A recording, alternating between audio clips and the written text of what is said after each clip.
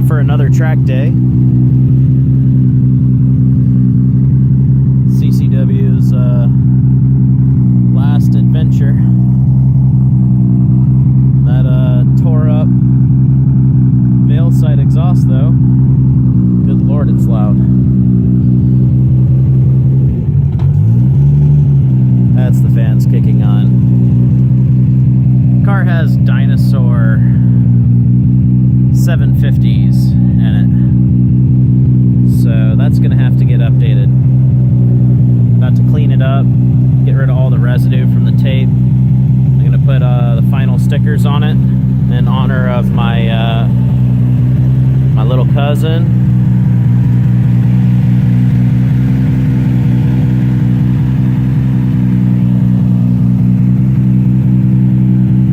Yes, sirree. A big 2.2 is gonna go right on my door in honor of my little cousin.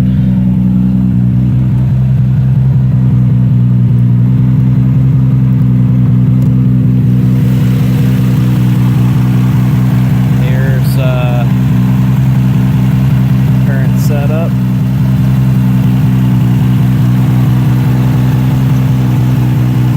Mr. Air Filter.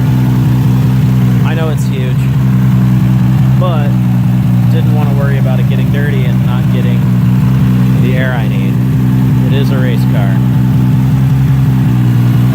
Did a powerhouse idle air control lock-off plate, and a couple other small things. I just wired up the electric fan to run off of the ECU. Right now I'm actually just running it just to run it and get the race gas out of it. There's the V2 still rocking it.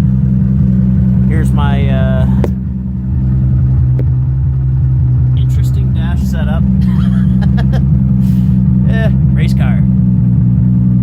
So I'm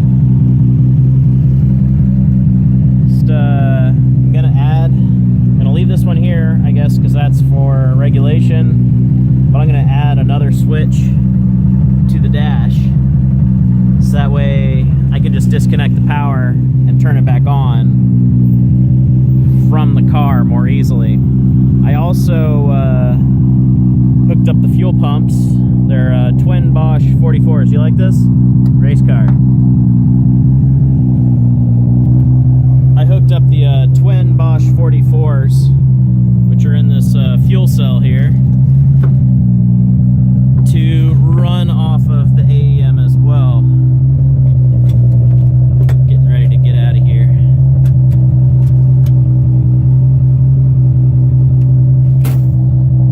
Probably not had its fuel filter cleaned in a while, so I'm going to do that after I run the gas out of it.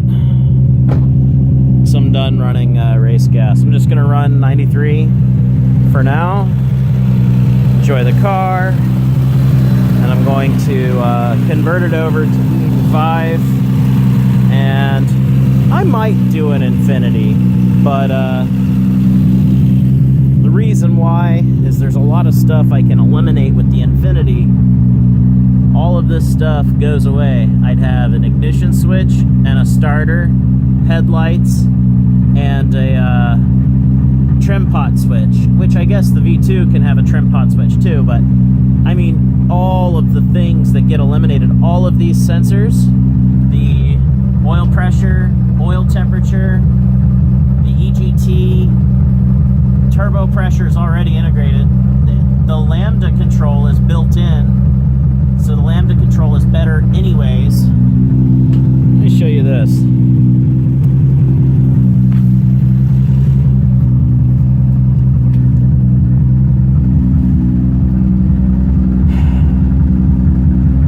Idiot lights are very important, but the way that they're run, I can't see them unless I lean my head over, so I have to be like peeking around and looking for these lights. That's not a big deal, but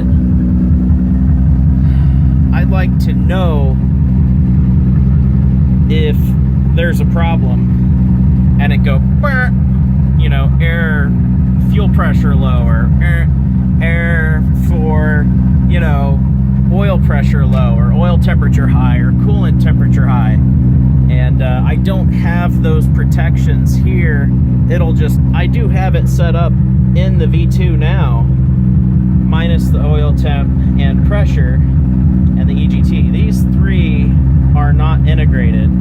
The FJO I wired in to the input, and so it's got lambda failsafe, thank God. But the oil temp, oil pressure, and all those things, I'm not going to know if there's any problems. So that's an item of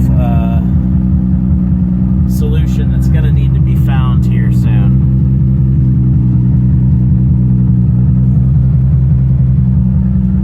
All right, race car. So that's the rundown of the car and where it's at right now. I also want to change to a much smaller turbo. The way I understand it, I don't really look carefully at this stuff. I could have just looked at it. I'm tired.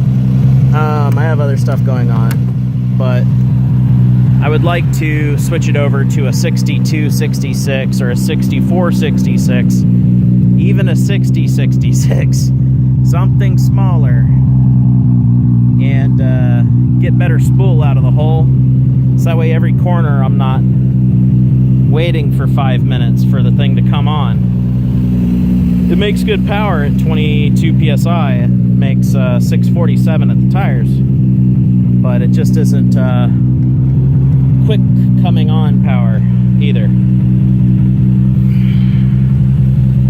So that's another item that I'm gonna need to upgrade here soon, or update. All right, guys, well, I hope you're all having a great day. I know I am, because I'm playing with my race car. Have a good one.